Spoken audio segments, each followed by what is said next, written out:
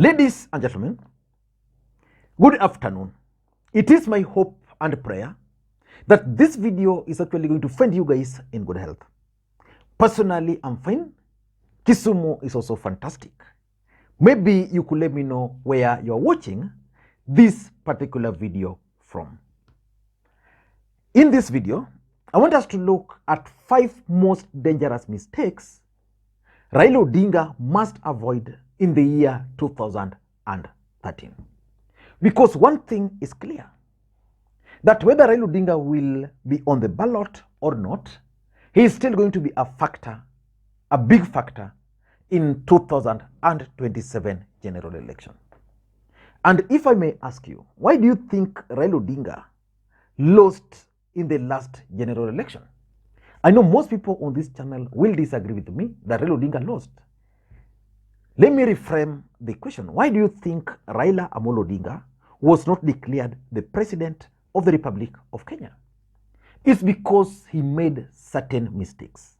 One of them was depending on the deep state.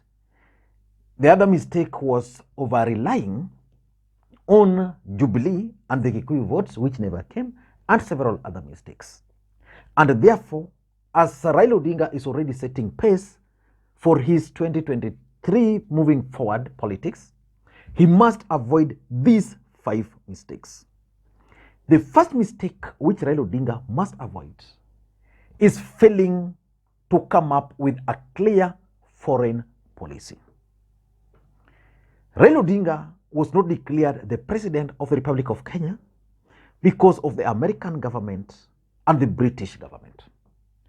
Today I was just reading the Standard newspaper, and in one of their articles they were telling Kenyans what transpired on that particular day, especially at the Bomas of Kenya, how Wafula Chebukati placed a phone call to 2 embassies, and those embassies went, organized how he was going to be evacuated from his house, and how he was going to declare William Ruto the president of the Republic of Kenya.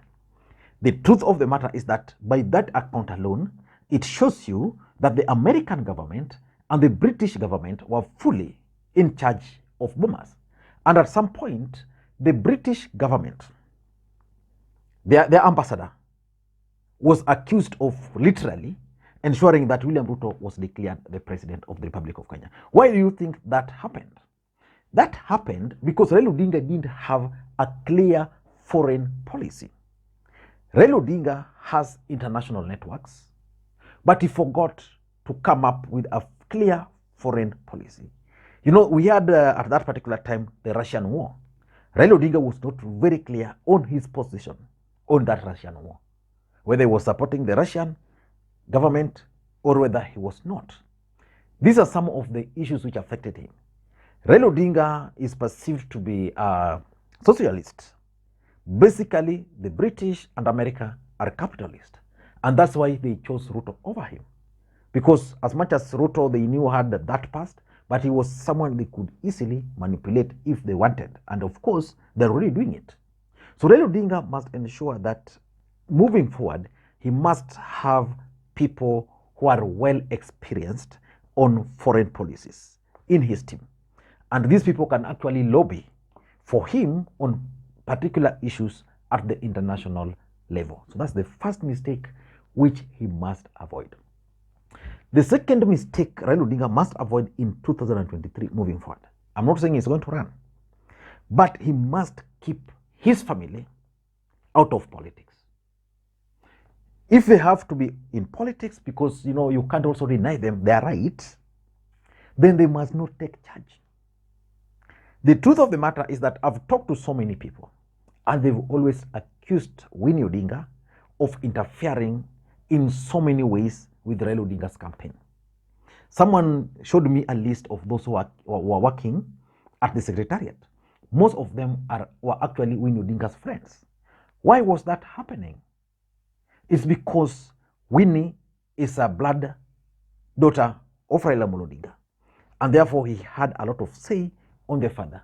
And even by the fact that she was Raila Odinga's daughter, there were those who were just fighting her because they viewed her as the daughter. So that if Winnie, for example, was playing a role, of course, was very clear, she she was playing a role, and he had a certain opinion, and someone else had a different opinion, they will not view her, for example, as Winnie Odinga, but they will view her as trying to impose her opinion on them. And therefore, the campaigns really started coming up with issues. So he must avoid dragging his family into his politics.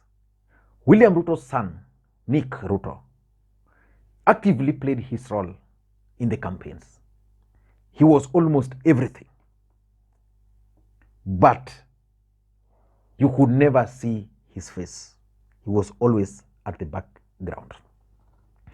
The third mistake which Raila Odinga must avoid is failing to craft a communications strategy, which means Raila Odinga must now have a new communications team. If he'll retain his same communications team, then they must come up with a very clear communications strategy. There are so many issues in this country which Raila Odinga, as the leader of Azimio, can actually focus on. Sometimes he's addressing those issues, but there is no clear communication strategy. So his messaging is not coming out very clearly. In most cases, his messages are always misconstrued.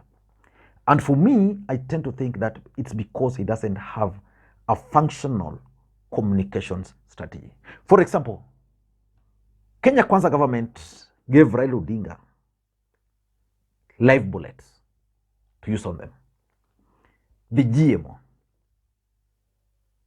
Because personally, initially, I advised Raila Odinga to just keep quiet. Let the guys make mistakes. Then at the right time he can come and start challenging some of the issues. But Raila Odinga, in his wisdom, decided that for me, I'm going to address some of these particular issues head on. So the issue, like now the GMO, you can't really tell Raila Odinga's position on it. Of course, he's opposed to it, but why is he opposed to it? How is he communicating the disadvantages of GMOs to the country? Remember, even the members of parliament from the Kalenjin nation actually joined Raila Odinga in opposing these GMOs. But at the end of the day, because there was no clear communication strategy, William Ruto just called his members of parliament and senators and told them to shut up. It died a natural death. Right now, the cost of living is high. Raila Odinga ought to have taken it if he had to respond. He's not taking it correctly. Look at January. A few days from now, students will be joining their schools. They'll be going to secondary schools, some colleges. The help, as we speak, is being interfered with. Fees are being increased. He's not coming out with them. If I were Raila Odinga and with a clear communications team, the time the parents will be going to school that week, he should be making a lot of noise so that Kenyans can understand what he promised them, what Kenya Kwanzaa promised them, and how they are being shortchanged. Without a clear communication strategy, I would advise Raila Odinga to just forget about politics. The third mistake he must avoid is not to fall for William Ruto traps. You know, the other day I watched William Ruto talk about the issue of the official opposition leader. William Ruto is trying to introduce BBI, the Building Bridges Initiative process, through the back door. He's trying to do it. But as much as William Ruto is trying to introduce the BBI through the back door, nobody is talking about it. Because he is coming with some sweeteners for Raila Odinga. He is coming with some sweeteners to MPs, some sweeteners to senators. Then these guys will always find themselves supporting it. So Raila Odinga, for example, must come out very clearly and give his opinion on William Ruto's push for constitutional change. He must push William Ruto to accept that BBI was going to address some of these issues. There's no way William Ruto can hide behind parliamentary initiative while what really took place was basically the campaigning BBI, a project which was good, which was going to address some of these issues. So Raila Odinga must avoid at all costs to fall for William Ruto's traps, like telling him we are going to create the office of the official opposition, then later on, things like those. And the fifth mistake Raila Odinga must avoid, and this is very, very important, is disrupting Kenya Kwanzaa while they are making mistakes.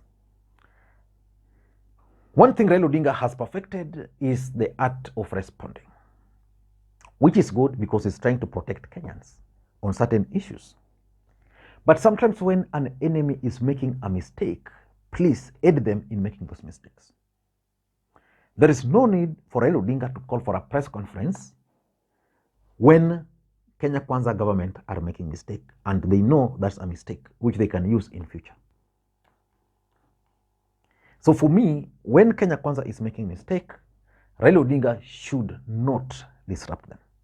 When they are not making mistakes, then he can then point out some of the mistakes which they were making. And lastly, Raila Odinga must now start embracing and using the ODM party as his center of mobilization. In the last two elections, Raila Odinga forgot about ODM. He ended up with the people who are not passionate about the party. He ended up with the people who are not passionate about his own strategy. So for me, if you ask me, Raila Odinga must revamp ODM party. He must create new structures within ODM party, and Raila Odinga, in my view, must, as a matter of fact and as a matter of urgency, call for ODM party elections so that he can fill the positions which are vacant. He can remove those who are not loyal. Of course, right now he has identified them. He can also remove the so-called cartels who are messing up his party. I don't know what you think, but for me, if Raila Odinga can avoid those mistakes, then he can easily become the next president of the Republic of Kenya, or whoever he will support will easily become the next president of the Republic of Kenya. Thank you, and may you have a good day. Bye-bye.